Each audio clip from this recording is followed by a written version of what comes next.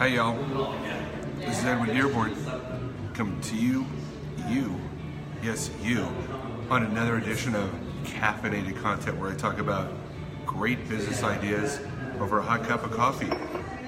And today I'm at Mothership, one of my favorite places here in Las Vegas, fabulous Las Vegas, and I want to tell you something. And I've said this before on a Facebook Live, but I think it needs reiterating because of someone that I met and is going to hire me to help them write a book. They are cancer free.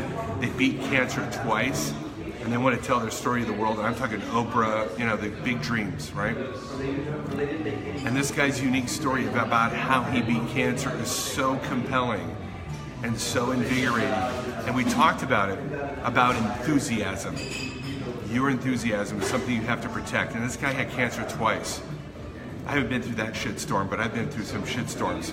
I did a lot of fundraising for my church, and I loved it, but there were some shitstorms.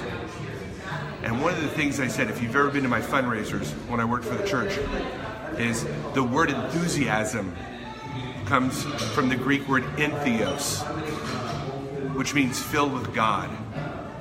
Now, I don't care what your religion is. You're Hindu, Christian, Catholic, Scientologist, Muslim, doesn't matter to me. Love you all still, if you're a good person. What I interpret enthusiasm is that you are filled with the highest of all powers and all of the creations. That you are embracing and living the allness of all. And when you really look at how much life there is in the allness of all, that's enthusiasm.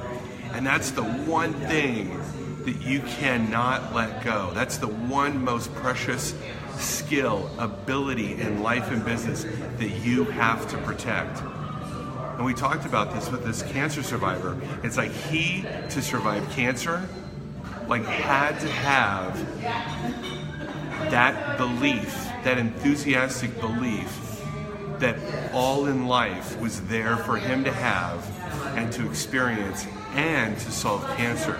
And here's the one fallacy about enthusiasm. We think an enthusiastic person is always happy.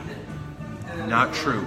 Someone who's truly enthusiastic can move up and down the emotional tone scale. A truly enthusiastic person is sad when someone that they care about is dying. They're angry when they see injustice in the world. They become scared when they see real threats to their lives or the lives of their family. But that doesn't mean they stay there. A truly enthusiastic person can experience all of life, all of the emotions, all of the potentials, and be fluid and move up and down and come back to enthusiasm as the key part of their solution to whatever ails them, to whatever challenges that they're overriding.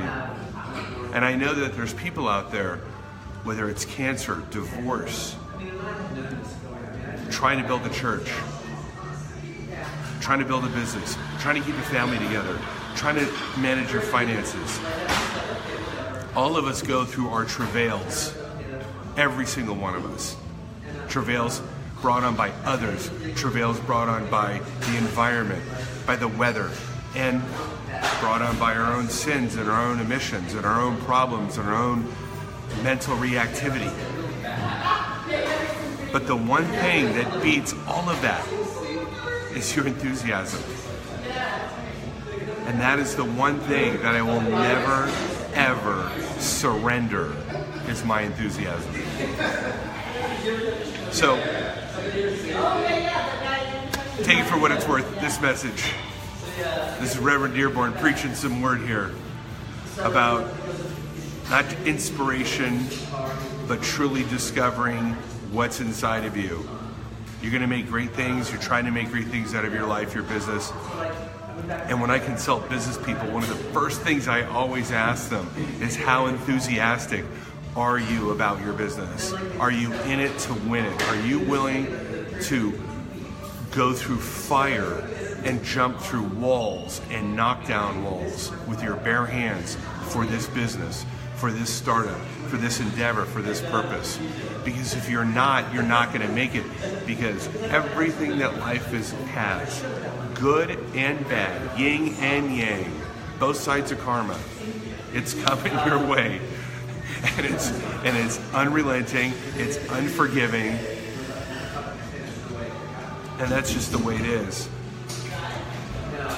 But that does not mean you have to surrender and become that which beats you. And the moment you let the outside world become your inside world and destroy your enthusiasm, game over. But when you project your enthusiasm into the world and you start to change the world because of your enthusiasm, that's also game over. So game over goes both directions. So, hey, if you're out there not feeling enthusiastic, you need some help, you know somebody needs some help, a coach, business coach, life coach, just someone to talk to, hang out with, have a beer, have a coffee, why don't you reach out to me, Edwin Dearborn. I love helping people, I love helping businesses, I love helping people rediscover, reignite their enthusiasm for their purpose in life. I know of some tools that will help, and I'm always in here to listen. All right, well, I've got appointments today. It's Saturday. If you think it's my day off, I'm doing business today. I've got an appointment at 10, I've got an appointment at 3, and I'm gonna see if I can get an appointment at 6. And then tomorrow it's with family and friends. Yes, I am watching the Super Bowl, but only because family and friends want to do it. It's more of that for me. And hey, make it a truly enthusiastic day. Carpe diem. Bye-bye.